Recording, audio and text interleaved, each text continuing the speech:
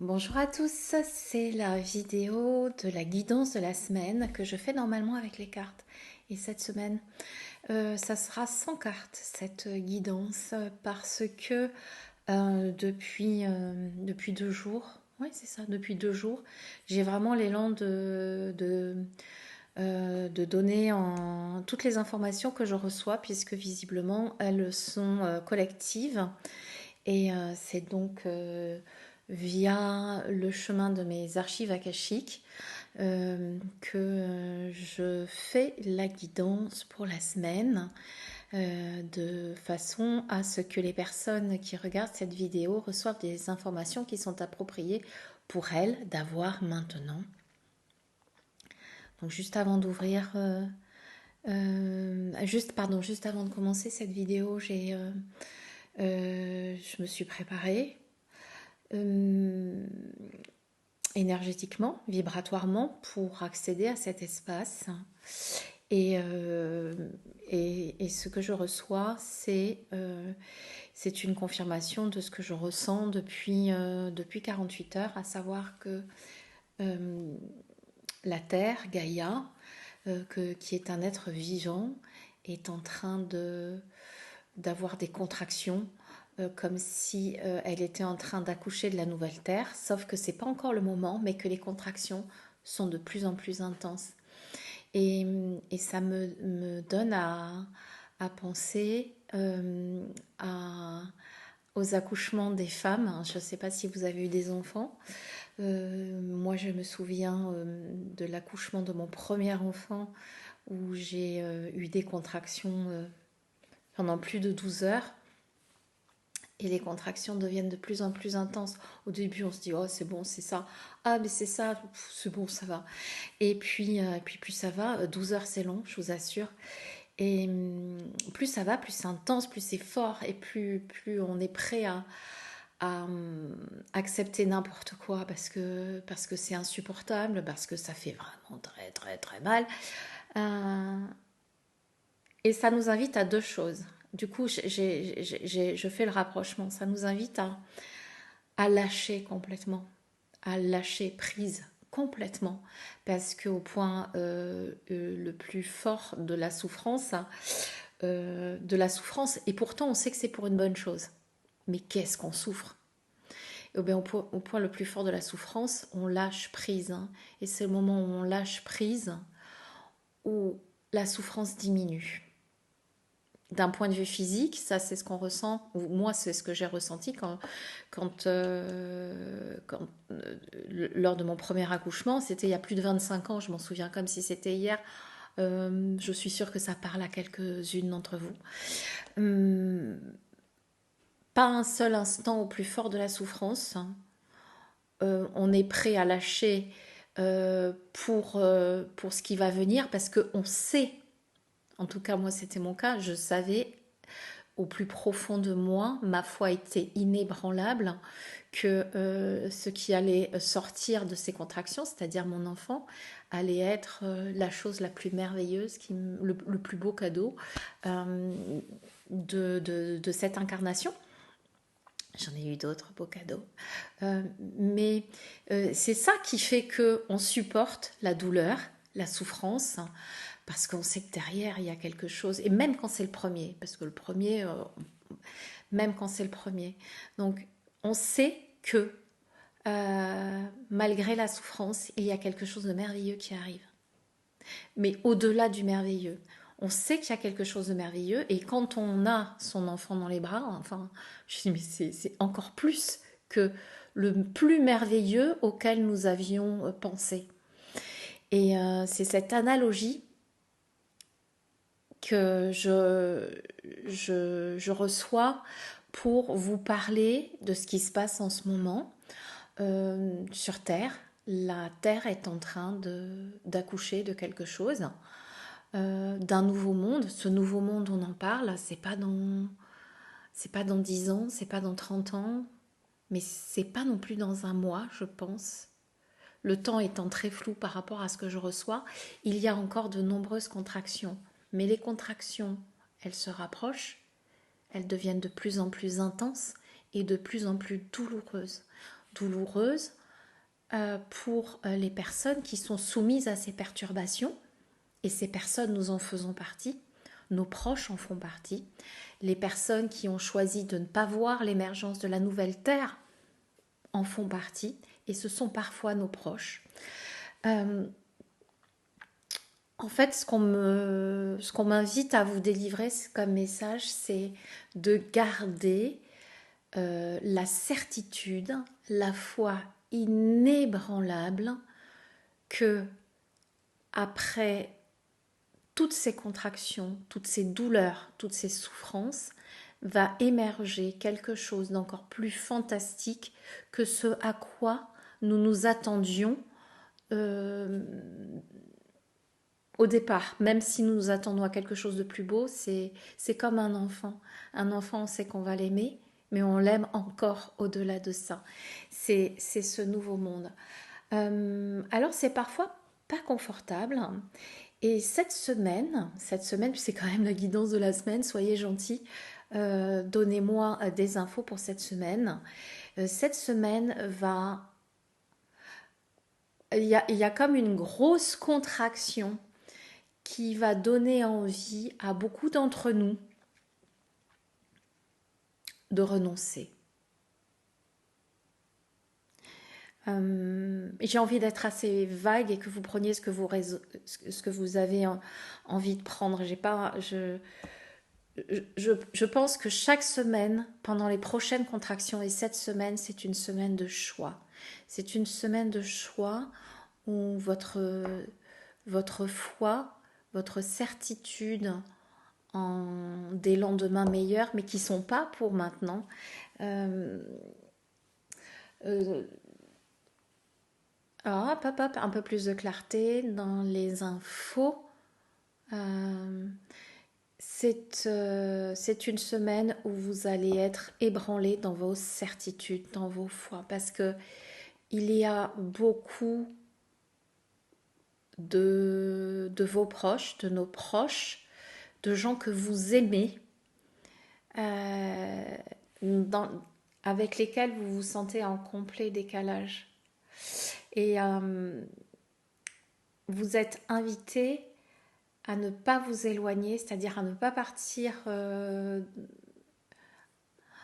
ne pas vous... soyez plus clair. Il faut rester soudés. Quels que soient vos choix, quels que soient les choix de vos proches, même s'ils ne sont pas compatibles, même si vous sentez que le discours est difficile, tout est parfaitement orchestré et même si un de vos proches n'est pas d'accord avec vos choix, en fait, ça a été décidé à l'avance pour que vous puissiez travailler encore plus. C'est un test. C'est facile. Hein. C'est facile. euh, c'est plus facile de rester centré sur qui l'on est quand vos proches sont complètement raccord avec ce que vous faites. Mais quand vos proches ont des raisonnements qui se tiennent et qui se tiennent vraiment, qui se tiennent de manière logique et intelligente, cartésienne et pourquoi pas envisageable, c'est plus difficile de rester dans son alignement, c'est plus difficile de dire que vous avez cette intime conviction, qui est totalement subjective, on est bien d'accord, cette intime conviction que vous êtes dans le juste et que vous choisissez aujourd'hui de continuer à aller dans ce qui vous semble juste. En fait, cette semaine à partir d'aujourd'hui, demain, mardi, pourquoi mardi, je ne sais pas, vous allez être invité à travailler votre intégrité intérieure. Dans le Reiki, c'est le quatrième idéal. C'est l'idéal qui dit juste pour aujourd'hui, je vis ma vie avec honnêteté. Je vis ma vie avec honnêteté, intégrité intellectuelle, émotionnelle, et j'accepte de voir s'effondrer des pans de certitude autour de moi parce que j'ai l'intime conviction que de ces souffrances va sortir quelque chose de juste et de beau. Voilà pour cette semaine. Est-ce que j'ai autre chose à dire? Parce que du coup, je suis partie sans les cartes et en canalisation directe. Est-ce que j'ai quelque chose d'autre à dire pour cette semaine? Oui, alors, euh, vous avez été préparés, nous avons été préparés à ce qui vient aujourd'hui. Nous avons été préparés par des tas de petites, euh, dans des tas de petites circonstances de la vie où on nous a envoyé des tests. Nous avons été testés, pas testés de manière négative, mais vraiment testés pour nous donner l'énergie, pour nous dire ah bah tiens la prochaine fois que ça arrivera, je saurai comment rester dans mon alignement. Nous avons été testés plus particulièrement les travailleurs de lumière, les artisans de lumière, nous avons été testés euh, dans nos parts d'ombre, dans l'affrontement de nos peurs.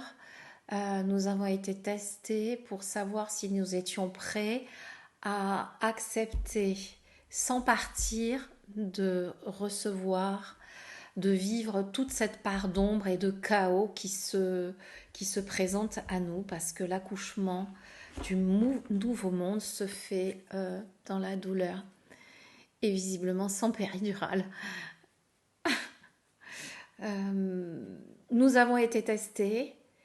Rappelez-vous de toutes les... Ah, tiens, ça me fait penser. Ok, d'accord. Ça me fait penser à... c'était juste avant le premier confinement, oui, je crois, c'est ça. J'animais un stage de premier degré de Reiki, c'était un stage d'initiation. Et le dimanche, lors de la troisième initiation, je les ai faites en individuel dans un petit cabinet à côté de la grande salle. Et il y avait une personne qui était visiblement pas toute seule et avec des personnes ou des entités ou je sais plus ce que c'était, mais c'était très très dégoûtant et très désagréable. Et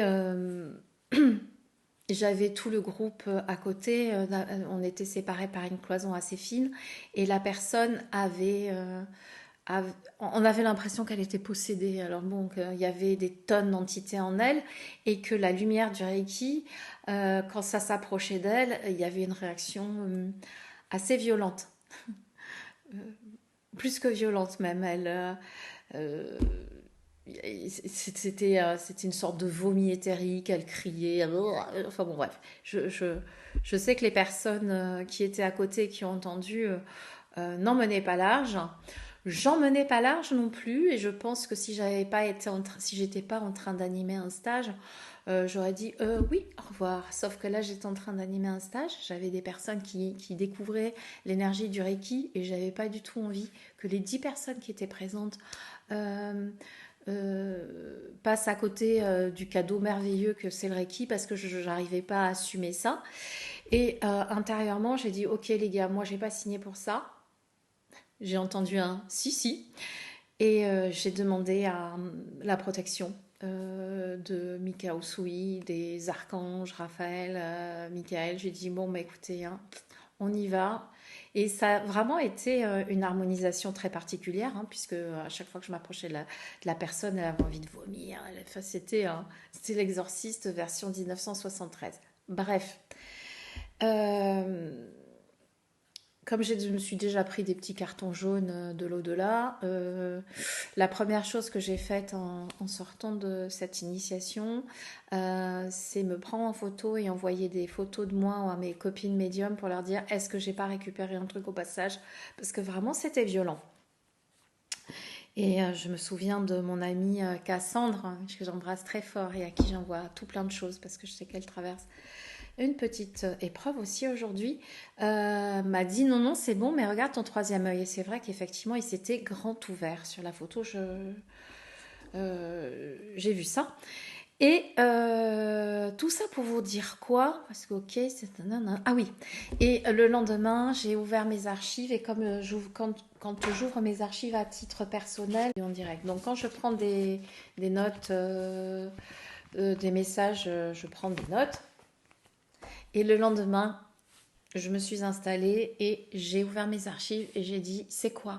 Qu'est-ce que j'ai à comprendre de ça? Pourquoi vous m'avez envoyé ça, une personne comme ça, une personne adorable, hein.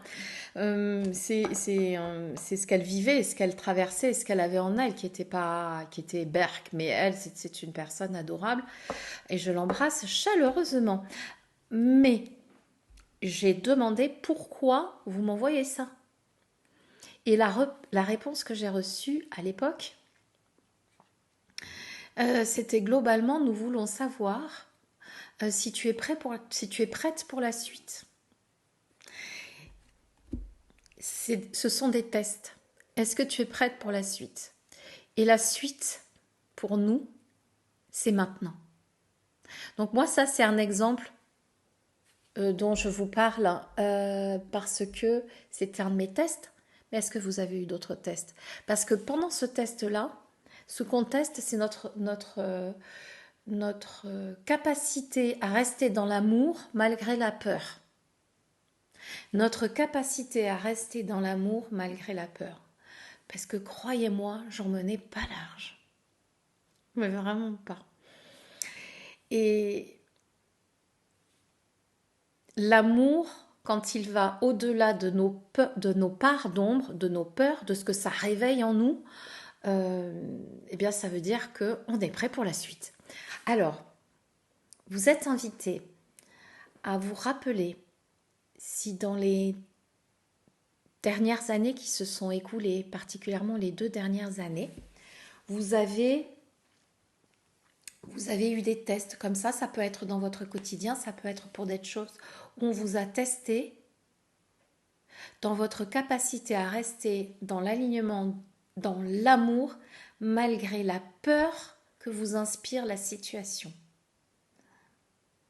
C'est juste ça. Et c'est cette capacité-là qui va être mise encore une fois en test pour nous cette semaine. Ça sera une semaine pas simple, chaotique, où il y en a certains d'entre nous qui vont lâcher, qui vont renoncer. Eh bien, ils seront toujours aimés et accompagnés aussi. Ça, c'est important de le dire. Est-ce que je vérifie si ça coupe? Parce que j'ai des petits soucis visiblement de connexion. J'écoute pour voir si j'ai un autre message. Ok.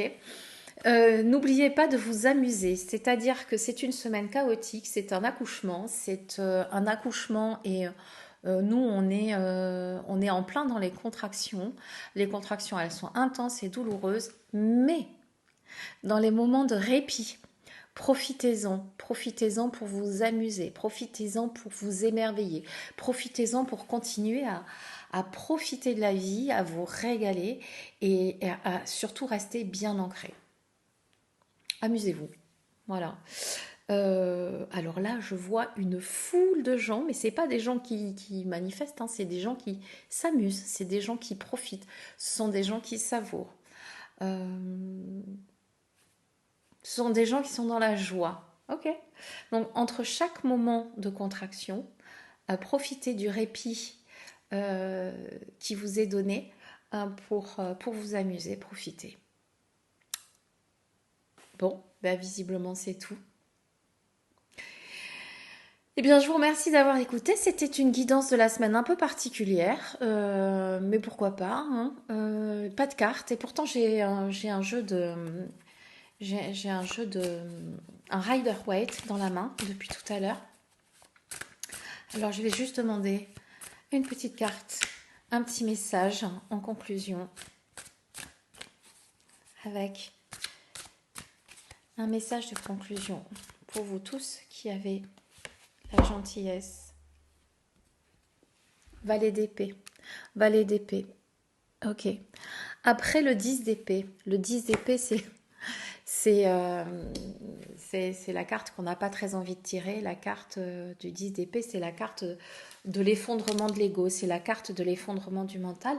Et bien derrière, il y a quoi? Il y a le valet de denier. Et le valet de... Ça a encore coupé. Et le valet de denier... le valet de denier va nous inviter à faire un focus sur une qualité, une compétence supplémentaire que nous pourrions mettre dans notre quotidien, que nous allons trouver peut-être, une qualité à exploiter pour vivre au mieux la situation matérielle qui nous est donnée de vivre. Le valet de denier, c'est un espoir pour avoir une compétence supplémentaire. Nous allons avoir une compétence supplémentaire. Nous allons la trouver. Peut-être qu'elle est juste là, à portée de main. Mais en tout cas, c'est la fin. C'est la fin de l'effondrement de l'ego pour reconstruire quelque chose et trouver une compétence supplémentaire dans le matériel. Ok, eh bien je vais couper avant que ça recoupe encore. Je vous remercie infiniment d'avoir écouté cette vidéo, cette guidance. Merci aux gardiens d'Akasha de me transmettre toutes ces belles choses. Si vous avez envie de partager, partagez. Merci, merci, merci. Et surtout, si vous avez envie de mettre un pouce ou de vous abonner, ça me donne encore plus de visibilité. J'en ai besoin. Je sais, je me répète, mais j'ai une toute petite chaîne et j'ai envie de grandir. J'ai envie de grandir avec vous. Je vous embrasse très très fort. À très très vite. Je vais tâcher de vous poster des reviews de jeux que j'ai faites. Je vous embrasse fort. Bonne semaine. Bonne contraction. Elle va être un peu violente, mais on va s'en sortir.